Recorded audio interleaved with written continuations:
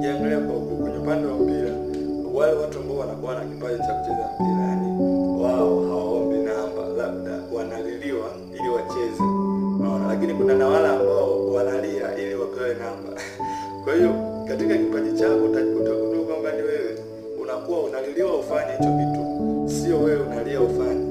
Mara nyingi hicho ndio kilikuwa kipaji chako, lakini hiyo pia ni njia ambayo ni signs ambayo tutakuonesha hiki ni kipaji chako, na signs ambazo tutakuonesha kwamba hiki unachokifanya ni kipaji. Hautumii nguvu, yani nguvu unatumia sawa, lakini sio nyingi kama watu wengine wanavyofanya, lakini unajikuta kinakuja natural, yani kina flow without any high effort. Kwa hiyo kipaji kuna namna ambavyo unaweza kujua kipaji ni nini. Kipaji ni kitu ambacho Mungu huwa anakiweka ndani yako kabla ya kuja hapa duniani, na